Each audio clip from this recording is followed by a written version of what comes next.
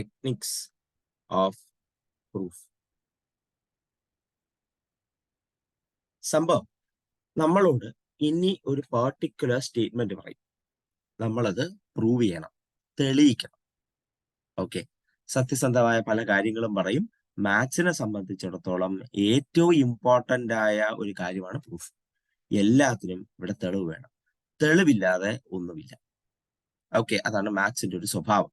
അപ്പോ techniques of proof എന്താണ് നമുക്കിവിടെ ചെയ്യാൻ പറ്റുക എന്ന് നോക്കാം.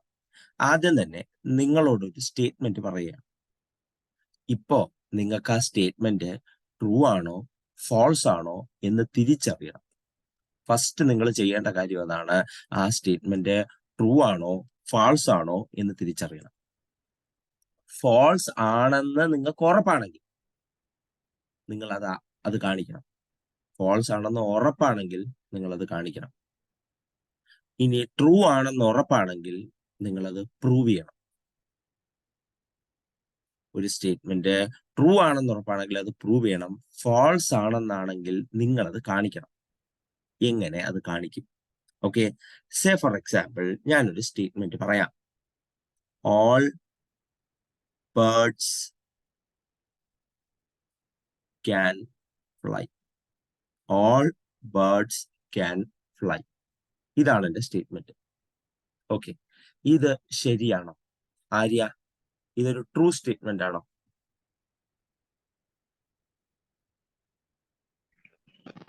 ട്രൂ ആണ്. ഓക്കെ, ദേവിക ഇത് ട്രൂ സ്റ്റേറ്റ്മെന്റ് ആണോ? ട്രൂ ആണ് സർ. ശരി, അങ്ങനെയാണെങ്കിൽ ഓസ്ട്രിച്ച് ഒരു ബേർഡ് അല്ലേ? ഓസ്ട്രിച്ച് ഒരു ബേർഡ് അല്ലേ? അതിന് പറക്കാൻ കഴിയുന്നുണ്ടോ? ഇല്ല. ഇല്ല. അപ്പൊ ഇത് ശരിയല്ല. This is a false statement. This is a false statement. ഇത് ശരിയല്ല. എല്ലാ പക്ഷികളും പറക്കില്ല, പറക്കാത്ത പക്ഷികളും ഉണ്ട്. For example ostrich. Ostrich do not fly. നിങ്ങൾ നോക്കുക, this statement is false. This statement is false. This statement is false. ഞാനത് എങ്ങനെ ഫോൾസ് ആണെന്ന് തെളിയിച്ചു? I have produced a counter example. I have produced a counter example, that is ostrich. Ostrich is a bird that cannot fly. Ostrich is a bird that cannot fly. Therefore, this particular statement is false. This particular statement is false. Now, വേറൊരു statement പറയാം. ഇത് നിങ്ങൾ പലരും കണ്ടിട്ടുണ്ടാവും. Every continuous statement, for every continuous function is differentiable.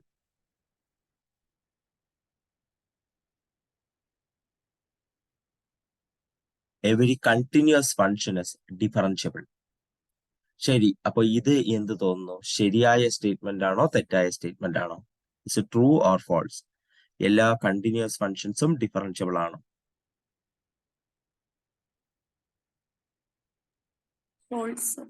False ആണ്. എന്തുകൊണ്ട് false ആയി?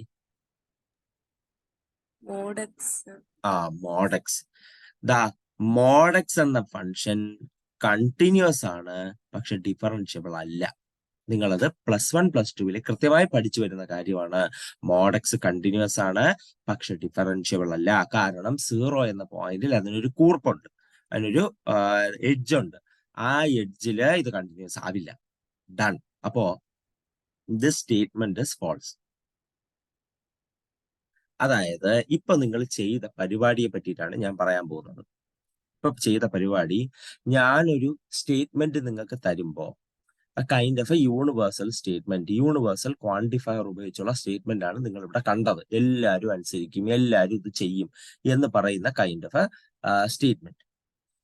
അങ്ങനെ ഒരു സ്റ്റേറ്റ്മെന്റ് തെറ്റാണെന്ന് നിങ്ങൾക്ക് ഉറപ്പുണ്ടെങ്കിൽ നിങ്ങൾ അത് തെളിയിക്കേണ്ടത് ഒരു കൗണ്ടർ എക്സാമ്പിൾ തന്നിട്ടാണ്. ഒരു കൗണ്ടർ എക്സാമ്പിൾ തന്നിട്ടാണ്. Counter example.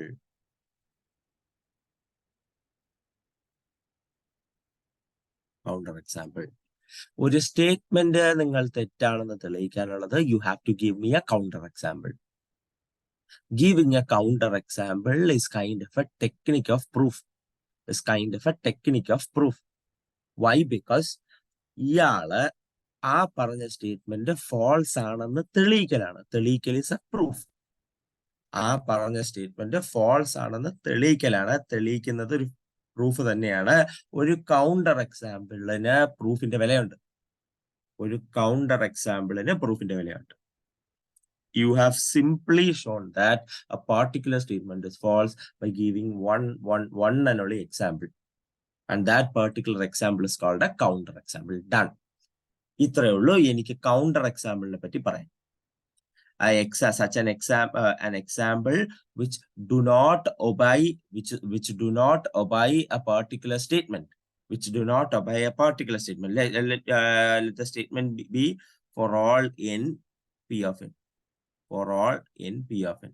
If there exists an n such that p of n is not satisfied, that particular n is called the counter example.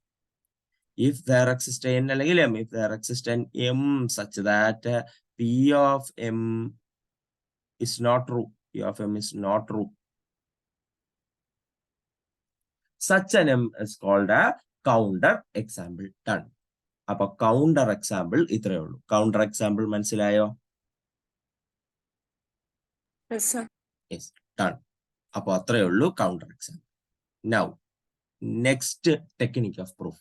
Next technique of proof is called deductive reasoning. is called deductive reasoning, അല്ലെങ്കിൽ നമുക്ക് വേണമെങ്കിൽ direct proof എന്നൊക്കെ പറയാം കേട്ടോ. Deductive reasoning എന്നൊക്കെ ഒരു പേര് ഇവിടെ കൊടുത്തിട്ടുണ്ട്, സാരമില്ല. It is also called deductive reasoning, or I will call it as direct proof. Direct proof. Direct proof എന്ന വാക്ക് ഇവിടെ കാണില്ല, ഒരു വളരെ സിമ്പിൾ വാക്കായി പോയി. Deductive reasoning is a standard word and it will be found in your text. ടെക്സ്റ്റിലുണ്ട്. Done. അപ്പൊ എന്താണ് നമ്മുടെ ഡിഡക്റ്റീവ് റീസണിങ് എന്ന് നോക്കാം. ഞാനൊരു ജസ്റ്റ് ഒരു സ്റ്റേറ്റ്മെന്റ് പറയാം. Let g of nm equal to n square plus n plus m. N square plus n plus m. Then g of n comma n plus 1 is equal to n plus 1 the whole square. n plus 1 the whole square. അപ്പൊ നമുക്ക് നോക്കാം എന്താണ് ഇത്. ഇപ്പൊ statement G of N M എന്ന് പറഞ്ഞൊരു function തന്നിട്ടുണ്ട്.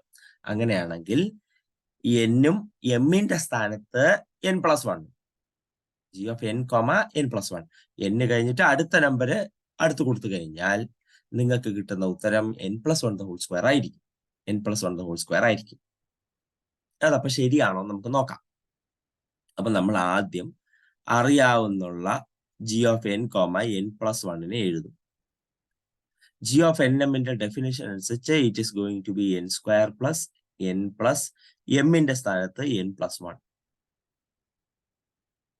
എന്നിട്ട് simplification n square plus 2n plus 1, 2n plus 1. ഇത് a സ്ക്വയർ പ്ലസ് 2ab പ്ലസ് b ഫോമിൽ ആയതുകൊണ്ട് this is going to be n plus 1 the whole square. n plus 1 the whole square. Done. ഇവിടെ നോക്കൂ, നിങ്ങൾ എന്താണ് ചെയ്തിരിക്കുന്നത്.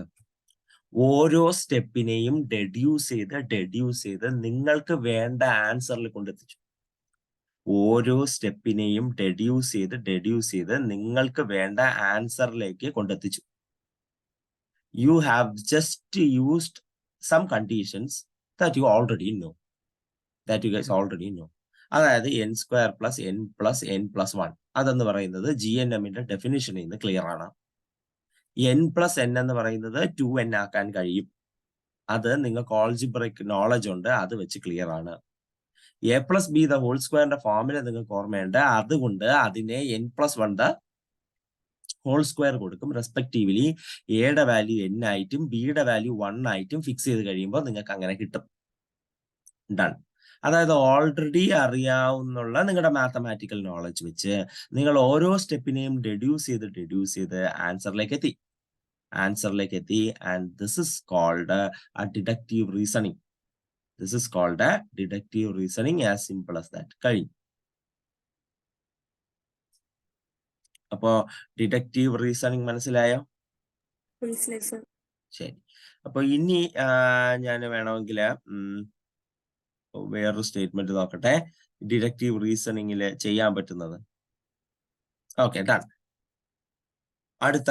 അടുത്തൊരു സ്റ്റേറ്റ്മെന്റ് ആണ് ഞാൻ പറയുന്നത്. If 7m is an odd number, if 7m is an odd number, if 7m is an odd number, then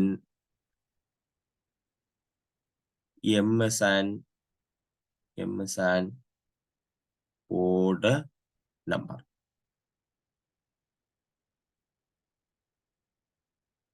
7m ഒരു ഓഡ് നമ്പർ ആണെങ്കിൽ m ഓഡ് നമ്പർ ആയിരിക്കും. 7m ഒരു ഓഡ് നമ്പർ ആണെങ്കിൽ m ഒരു ഓഡ് നമ്പർ ആയിരിക്കും. Done. അപ്പൊ നമ്മള് കാര്യത്തിലേക്ക് കിടക്കുകയാണ്. ആദ്യം തന്നെ നിങ്ങൾക്ക് തന്നിട്ടുള്ളത് if 7m is odd number, അവർ പറഞ്ഞ 7m ഓഡ് നമ്പർ ആണെങ്കിൽ m ഓഡ് ആണെന്ന് തെളിയിച്ചാൽ മതി. അപ്പൊ അവര് തന്നിട്ടുള്ളത് 7m ഓടാണെന്നാണ്. 7m ഓടാണെന്നാണ്. ഇവിടെ ഒരു 7 ഓഡ് നമ്പർ ആണെന്ന് നിങ്ങൾക്ക് ഓൾറെഡി അറിയാം. എമ്മിനെ പറ്റി നിങ്ങൾക്ക് അറിയില്ല.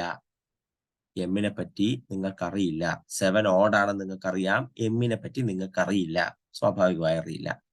പക്ഷേ നിങ്ങൾക്ക് അറിയാവുന്ന മറ്റു കാര്യങ്ങളുണ്ട്. ഓഡ് നമ്പറിനെ ഈവൻ നമ്പറുമായി മൾട്ടിപ്ലൈ ചെയ്താൽ ഒരിക്കലും ഓഡ് നമ്പർ കിട്ടാൻ പോകുന്നില്ല.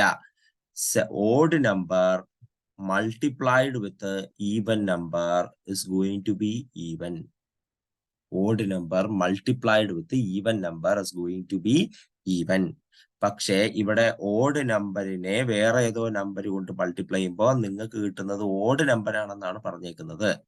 7 എന്ന ഓഡ് നമ്പറിനെ m എന്ന വേറെ ഏതോ നമ്പർ കൊണ്ട് മൾട്ടിപ്ലൈ ചെയ്യുമ്പോൾ ഓഡ് കിട്ടുന്നു എന്നാണ് പറഞ്ഞേക്കുന്നത്. അപ്പൊ m ഈവൻ ആകാൻ പറ്റത്തില്ല. Therefore, m is odd.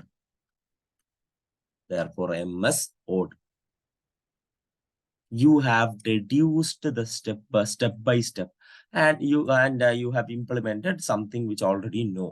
Mathematical കാര്യങ്ങൾ നിങ്ങൾക്ക് നേരത്തെ അറിയാവുന്ന ചില മാത്തമാറ്റിക്കൽ കാര്യങ്ങൾ ഉപയോഗിച്ചാണ് നിങ്ങൾ ഇവിടേക്ക് എത്തിയിരിക്കുന്നത്.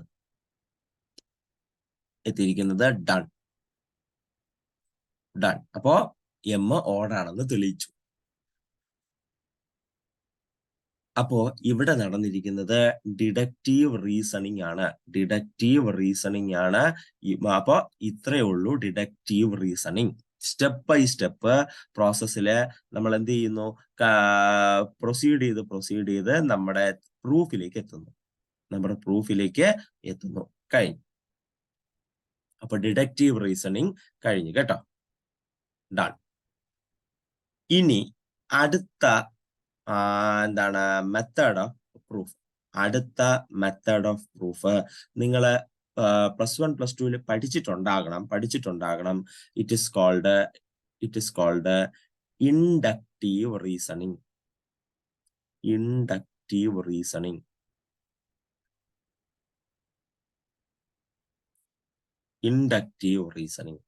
Counter example deductive reasoning and inductive reasoning ആണ് നിങ്ങൾ ഇവിടെ കണ്ടത്. ഇൻഡക്റ്റീവ് റീസണിങ് അല്ലെങ്കിൽ ഇൻഡക്ഷൻ, പ്രോസസ് ഓഫ് ഇൻഡക്ഷൻ നിങ്ങൾ +1 + 2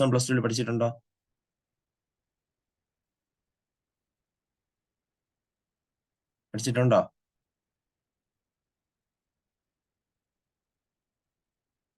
ആര്യ? പഠിച്ചിട്ടുണ്ട്. ഓക്കെ. അപ്പൊ അറിയാം, ഏകദേശം കാര്യങ്ങളൊക്കെ അറിയാം. ഓക്കെ. അപ്പൊ ഞാന് ഇവിടെ ഇൻഡക്റ്റീവ് റീസണിങ് എന്താണ്, പ്രോസസ് എന്താണെന്നാണ് ഞാൻ പറഞ്ഞു തരാൻ പോകുന്നത്. For all n greater than or equal to 0, p of n. For all n greater than or equal to 0, p of n. n-നേക്കാൾ 0-നേക്കാൾ വലിയ ഏത് n എടുത്താലും കാര്യം ശരിയാണ് എന്നാണ് പ്രൂവ് ചെയ്യാനുള്ളത്. ഈ ഇൻഡക്റ്റീവ് റീസണിങ്ങിന്റെ ഒരു പോക്ക് ഇൻഡക്റ്റീവ് റീസണിങ്ങിന്റെ ഒരു പോക്ക് അല്ലെങ്കിൽ ഒരു സ്റ്റെപ്പ് ബൈ സ്റ്റെപ്പ് പ്രൊസീജിയർ നിങ്ങൾക്കറിയാം. ഞാൻ അതിനെ പറ്റിയിട്ടാണ് സംസാരിക്കാൻ പോകുന്നത്. ആദ്യം നിങ്ങൾ എന്ത് ചെയ്യും? ഒരു ഇനീഷ്യൽ വാല്യൂല് കാര്യം ശരിയാണെന്ന് പ്രൂവ് ചെയ്യും. ഇനീഷ്യൽ വാല്യൂല് കാര്യം ശരിയാണെന്ന് പ്രൂവ് ചെയ്യും. ഇവിടെ എന്നിന്റെ വാല്യൂ 0 മുതൽ തുടങ്ങുകയാണ്. നിങ്ങൾക്ക് വേണമെങ്കിൽ P of 0 ട്രൂ എന്ന് പ്രൂവ് ചെയ്യാം. P of 0 ട്രൂ എന്ന് പ്രൂവ് ചെയ്യാം. മതി. ആദ്യം ഒരാളെ പ്രൂവ് ചെയ്താൽ മതി. എന്നിന്റെ വാല്യൂ ചിലപ്പോൾ 1 മുതലായിരിക്കും തുടങ്ങുന്നത് കേട്ടോ. അപ്പൊ അങ്ങനെയാണെങ്കിൽ P of 1 പ്രൂവ് ചെയ്താൽ മതി. അത്രയും മാത്രം ചെയ്താൽ മതി. ഓക്കെ, ഇവിടെ ഇപ്പൊ 0 തൊട്ട് സ്വീകരിക്കുന്നത് കൊണ്ട് ഞാൻ 0 കൊടുത്തു. ആത്മാർത്ഥത ഇച്ചിരി കൂടുതലാണെങ്കിൽ നിങ്ങൾക്ക് P of 1 ട്രൂ ആണെന്നൊക്കെ നോക്കി വയ്ക്കാം. ചെയ്തില്ലെങ്കിലും ഒരു കുഴപ്പവും ഇല്ല. ഇനി അടുത്ത സ്റ്റെപ്പ്, ഇത് ഇനീഷ്യൽ ഇതിന്റെ പേര് ഇനീഷ്യൽ സ്റ്റെപ്പ് എന്നോ അല്ലെങ്കിൽ ഇനീഷ്യൽ സ്റ്റെപ്പ്. ഓക്കെ, ഇനീഷ്യൽ എന്താണ്, നമ്മൾ ഇനീഷ്യൽ വാല്യൂവിന് അത് ശരിയാണെന്ന് പ്രൂവ് ചെയ്യാണ്. രണ്ടാമത് P of Kക്ക് ട്രൂ ആണെന്ന് നമ്മൾ അസ്യൂം ചെയ്യുന്നു. Assume P of K is true. Assume P of K is true. And this particular step is called induction hypothesis.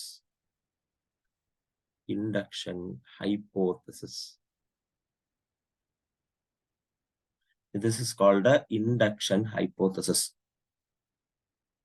And finally, P of K plus 1 true ആണെന്ന് prove ചെയ്യണം. ഇത് prove ചെയ്യണം, ഇതും prove ചെയ്യണം. ഇതും prove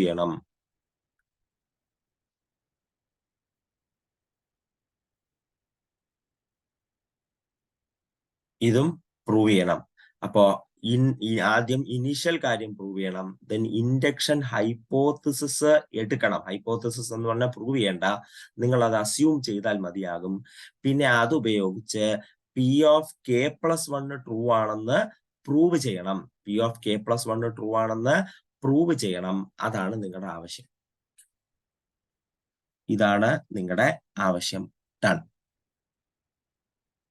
okay, അപ്പോ ഇതാണ്. അപ്പൊ അവസാനത്തെ സ്റ്റെപ്പിന് അങ്ങനെ പ്രത്യേകിച്ച് പേരൊന്നും പറയാനില്ല. ഇൻഡക്ഷൻ ഹൈപ്പോത്തിസിസ്, അവസാനം പ്രൂഫ്, അത്രയേ ഉള്ളൂ. അപ്പൊ ഇതാണ് ഇതിന്റെ ഒരു ജനറൽ രൂപം. ഇതാണ് ഇയാളുടെ ഒരു ജനറൽ രൂപം. പിന്നെ വേണമെങ്കിൽ ഈ പുള്ളിക്കാരനെ കൺക്ലൂഷൻ എന്നോ വേണ്ട, കൺക്ലൂഷൻ എന്നൊന്നും പറയണ്ട, ഇരിക്കട്ടെ, ഇങ്ങനെ തന്നെ ഇരിക്കട്ടെ. അപ്പോ ഇതാണ് നമ്മൾ ചെയ്യാൻ പോകുന്നത്. ഡൺ. ഇൻഡക്റ്റീവ് റീസണിങ്ങിന്റെ ജനറൽ ഫോർമാറ്റ് ഇങ്ങനെയാണ്. ഇവിടെ സത്യം പറഞ്ഞാൽ സംഭവിക്കുന്നത് എന്താണെന്ന് ഞാൻ പറഞ്ഞുതരാം. ഒന്ന് എന്താണ് ഇതിന്റെ അകത്ത് സംഭവിക്കുന്നതെന്നൊന്ന് കാണിച്ചു തരാം. അതായത് നിങ്ങളിവിടെ P of 0 ട്രൂ ആണെന്ന് അസ്യൂം ചെയ്യുന്നു. അസ്യൂം ചെയ്യലല്ല, പ്രൂവ് ചെയ്യുന്നു. സോറി. എന്നിട്ട് P of K ട്രൂ ആണെന്ന് അസ്യൂം ചെയ്തതിന് ശേഷം നമ്മൾ അത് ഉപയോഗിച്ച് P of K plus 1 true ആണെന്ന് പ്രൂവ് ചെയ്യുന്നു. P of 0 തുടങ്ങി കിട്ടി. അതിനുശേഷം നിങ്ങൾ എന്ത് ചെയ്തു? P of K ട്രൂ ആണെന്ന് അസ്യൂം ചെയ്യുന്നു. എന്നിട്ട് അത് ഉപയോഗിച്ച് P of K plus 1 true ആണെന്ന് പ്രൂവ് ചെയ്തു. ശരി, നോക്കട്ടെ. ഇനി ഞാൻ ഇവിടെ നിന്ന് തുടങ്ങുകയാണ്. P of 0 K 0 ആണെന്ന് വിചാരിക്കുക. K P of K true ആണ്, അസംഷൻ ആണ്. K 0 ആണ്. ഈ P of 0 ട്രൂ ആണെന്നുള്ള കാര്യം നിങ്ങൾക്ക് ഉറപ്പാണ്. അങ്ങനെയാണെങ്കിൽ നിങ്ങളുടെ ഇൻഡക്ഷൻ ഹൈപ്പോത്തിസിസ് കൺക്ലൂഷൻ നോക്കുക. P of K ട്രൂ ആണെങ്കിൽ P of K plus 1 true ആണ്. അപ്പൊ P of 0 ട്രൂ ആണെങ്കിൽ P of 1 ട്രൂ ആവില്ലേ? K 0 ആണെങ്കിൽ P of 0 ട്രൂ ആണെങ്കിൽ 0 plus 1 P of 1 ട്രൂ ആവില്ലേ? അതും. ഇനി ഇവിടെ നോക്കുക. ഇനി അടുത്ത് K1 ആണ്. P of K ട്രൂ ആണെങ്കിൽ P of K plus 1 true ആണ്. അങ്ങനെയാണെങ്കിൽ which will imply P of 2 is true.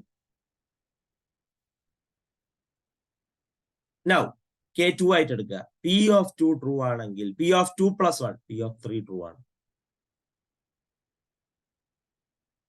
P(3) true ആണ്. വീണ്ടും നോക്കുക, K3 ആയിട്ട് എടുക്കുക. അങ്ങനെയാണെങ്കിൽ 3 + 1 P(4) ട്രൂ ആണ്. And this process continuous. ഈ പ്രോസസ് അങ്ങനെ തുടർന്നുകൊണ്ടേയിരിക്കും. ഇതിനൊരു എൻഡിങ് ഒന്നും ഇല്ല. അങ്ങനെയാണെങ്കിൽ P(n) മൊത്തത്തിൽ ട്രൂ ആയി. എന്നിന് ഏത് വാല്യൂ എടുത്താലും ട്രൂ ആയി. P(1) ട്രൂ ആയി, P(0) ട്രൂ ആയി, അതൊരു P(1) ട്രൂ ആയി, അതൊരു P(2) ട്രൂ ആയി, അതൊരു P(3) ട്രൂ ആയി, and Pn is true. n is true. അതായത് നിങ്ങൾ ഇവിടെ ഇൻഡക്റ്റീവ് റീസണിങ്ങിന് ചെയ്തത് എന്താണ്? P(0) ട്രൂ ആണെന്ന് നിങ്ങൾ പ്രൂവ് ചെയ്തു. ഈ മാലപ്പടക്കത്തിന് തിരി കൊളുത്തുന്ന പോലെയാണ് കേട്ടോ. നിങ്ങൾ ആദ്യം ട്രൂ ആണെന്ന് അത് പ്രൂവ് ചെയ്തു, നിങ്ങൾ തിരി കൊളുത്തി. അതിനുശേഷം ഞാൻ എന്താണ് പ്രൂവ് ചെയ്തത്? അടുത്ത ശേഷം എന്താണ് പ്രൂവ് ചെയ്തത്? സക്സഷൻ ആണ് പ്രൂവ് ചെയ്തത്. അതായത് P(k) ട്രൂ ആണെങ്കിൽ ഈ കൊളുത്തിയ തിരി അടുത്തതിലോട്ട് പകർന്നു പൊക്കോളും. അടുത്തതിലേക്ക് പകർന്നു പൊക്കോളും. P(k) ട്രൂ ആണെങ്കിൽ K+1 ട്രൂ ആണ്. ആണെങ്കിൽ ആണ്, അസംഷൻ ആണ് കേട്ടോ, അസംഷൻ ആണ്.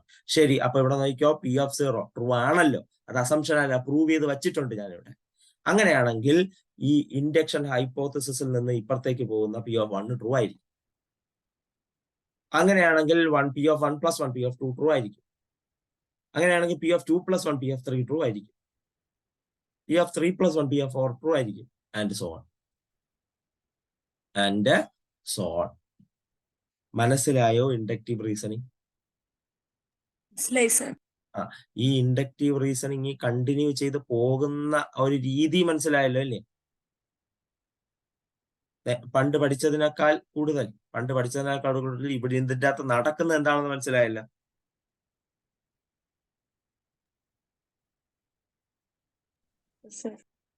മനസ്സിലായല്ലോ? Okay, done. എനിക്ക് അതാണ് വേണ്ടത്. ഈ സംഗതി എന്താണ് ഇൻഡക്റ്റീവ്? അതായത് നിങ്ങൾ പണ്ട് പഠിച്ചതുപോലെ, നിങ്ങൾ പണ്ട് മിക്കവാറും +1 +2 പഠിച്ചിരിക്കുന്നത്, നിങ്ങൾ ആദ്യം ഇനീഷ്യൽ കണ്ടീഷൻ ഒന്ന് പ്രൂവ് ചെയ്ത് കാണിക്കുക.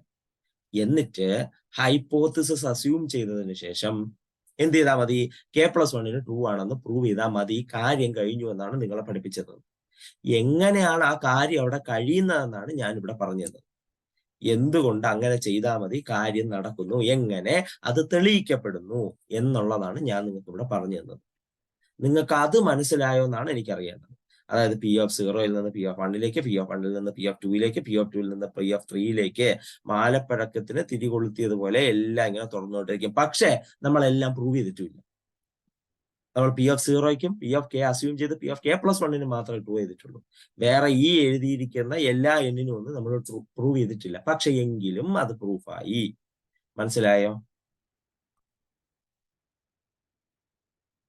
മനസ്സിലായോ? ആ ഒരു രീതി നിങ്ങൾക്ക് മനസ്സിലായോ? എങ്കിൽ കുഴപ്പമില്ല, മുന്നോട്ട് പോകാം. Okay, done. അപ്പോ നമ്മൾ 3 ടൈപ്പ് ഓഫ് പ്രൂഫ് പഠിച്ചു. ആദ്യം contradiction is A type of proof. രണ്ടാമത് ഡിഡക്റ്റീവ് റീസണിങ്. അത് പിന്നെ നിങ്ങൾക്ക് അറിയാം, സിമ്പിൾ സാധനമാണ്, ഞാൻ പറഞ്ഞു തന്നു. ആൻഡ് ഫൈനലി നമ്മുടെ എന്താണ്? ഇൻഡക്റ്റീവ് റീസണിങ് കഴിഞ്ഞു. ഇനി ഇൻഡക്റ്റീവ് റീസണിങ്ങിൽ പ്രൂവ് ചെയ്യാനുള്ള ഏതെങ്കിലും ഒരു എക്സാമ്പിൾ ഉണ്ടോ എന്ന് ഞാൻ നോക്കട്ടെ. ഇൻഡക്റ്റീവ് റീസണിങ്ങിൽ പ്രൂവ് ചെയ്യാനുള്ള ഏതെങ്കിലും എക്സാമ്പിൾ ഉണ്ടോ എന്ന് ഞാൻ നോക്കാം. ശരി, ഡൺ. ഇൻഡക്റ്റീവ് റീസണിങ്ങിനെ പ്രൂവ് ചെയ്യാൻ എക്സാമ്പിൾ ഇതാ നടക്കുന്നു. For every n greater than 3, for every n greater than 3,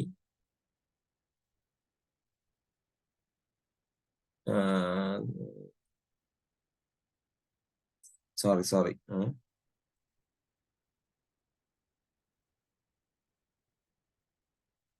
നല്ല ഒരു എക്സാമ്പിൾ കിട്ടുന്നില്ല കേട്ടോ. നല്ലൊരു എക്സാമ്പിൾ ടെക്സ്റ്റിൽ ഇല്ല, അതുകൊണ്ടാണ്.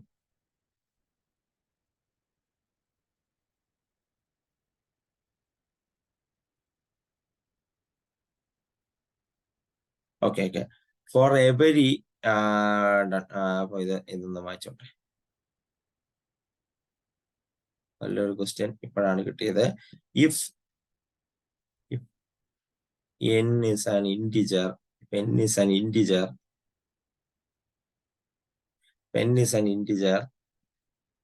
then n square plus n cube is an even number. n ഒരു ഇന്റിജർ ആണെങ്കിൽ n square plus n cube എന്ന് പറയുന്നത് ഈവൻ ഇന്റിജർ ആയിരിക്കും. ഇത് ഇൻഡക്ഷൻ വെച്ച് പ്രൂവ് ചെയ്യാൻ പറ്റുമോ എന്നൊരു ഡൗട്ട് എനിക്കുണ്ട്. അപ്പം അത് നമ്മൾ n ഇന്റിജർ ആണെന്നാണ് എടുത്തേക്കുന്നത്. ഓക്കെ. ഇത് ഇൻഡക്ഷൻ വെച്ച് പ്രൂവ് ചെയ്യാൻ പറ്റില്ല. ഓക്കെ. അതെ, ഇത് ഇൻഡക്ഷൻ വെച്ച് പ്രൂവ് ചെയ്യാൻ പറ്റില്ല. ഇതൊരു ഡയറക്റ്റ് പ്രൂഫാണ് കേട്ടോ. ഇതൊരു ഇൻഡക്ഷൻ വെച്ച് പ്രൂവ് ചെയ്യുന്ന ആളല്ല, ഇതൊരു ഡയറക്റ്റ് പ്രൂഫാണ്, നടക്കില്ല. അപ്പൊ ഇൻഡക്ഷൻ വെച്ച് പ്രൂവ് ചെയ്യാനുള്ള ഒരു ക്വസ്റ്റ്യൻ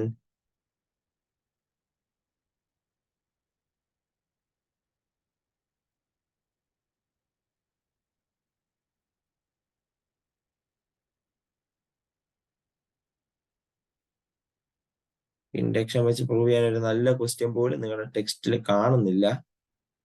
ഒരു എക്സാമ്പിൾ പോലും അവർ ചെയ്തിട്ടില്ല ഇൻഡക്ഷനുമായി ബന്ധപ്പെട്ട്. സർ, ഇത് ഇമ്പോർട്ടന്റ് ടോപ്പിക്കാണ് എക്സാമിന്. അതെ, ഇമ്പോർട്ടന്റ് ടോപ്പിക്കാണ്. കാരണം ഇതിനൊരു 15 മാർക്ക് ക്വസ്റ്റ്യൻ ഒരു തിയറി പോലെ എഴുതാനുണ്ട്. ഞാൻ അതിനെ പറ്റിയിട്ടാണ് പഠിപ്പിക്കാൻ ഉദ്ദേശിക്കുന്നത്. കാരണം ഞാൻ ഈ പറഞ്ഞതെല്ലാം കൂടെ ഇത് ചെയ്തിട്ട് കൺക്ലൂഡ് ചെയ്തതിനു ശേഷം ഞാൻ ആ 15 മാർക്കിന്റെ ക്വസ്റ്റ്യൻ പറഞ്ഞുതരും, എന്താണ് അവർ എഴുതാൻ ഉദ്ദേശിക്കുന്നതെന്ന്. അതായത് ക്വസ്റ്റ്യൻ വളരെ സിമ്പിൾ ആണ്. Explain the methods of proof. ഇത് നിങ്ങളുടെ സീനിയേഴ്സ് പഠിച്ചിട്ടുള്ളതാണ്. അവർക്ക് 15 മാർക്കിന് ഇങ്ങനെ ഒരു ക്വസ്റ്റ്യൻ വന്നിട്ടുണ്ട്. അപ്പൊ ഞാൻ ഏറ്റവും അവസാനം ഇതെങ്ങനെ ചെയ്യുന്നു എന്ന് ഞാൻ പറഞ്ഞുതരും. ഞാനത് പറഞ്ഞുതരും. അതാണ് വേണ്ടത്. ഓക്കെ, പിടികിട്ടിയാ? Okay sir.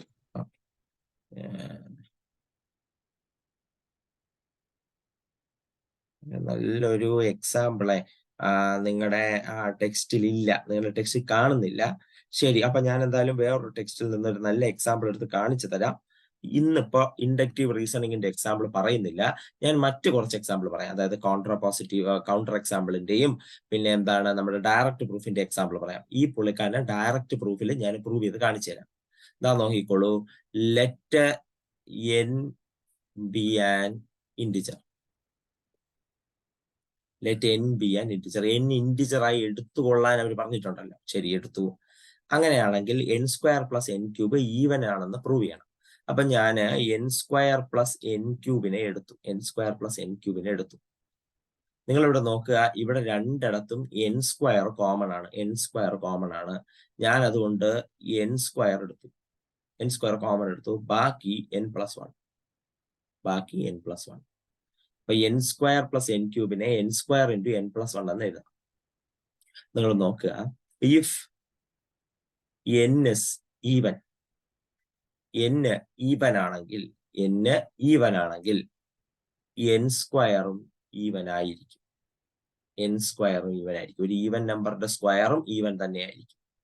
അങ്ങനെയാണെങ്കിൽ ഈവൻ നമ്പറെ ആരുമായി മൾട്ടിപ്ലൈ ചെയ്താലും ഈവൻ തന്നെയായിരിക്കും. അപ്പൊ n square into n plus 1 is even. n square plus n plus 1 even ആണെങ്കിൽ അതാണല്ലോ n square plus n cube. n square plus n cube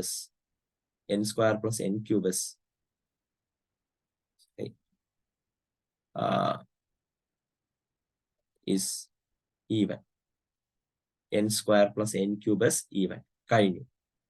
ഇനി അങ്ങനെയല്ല, n ഓഡ് ആണെങ്കിലോ ഇഫ് n is odd.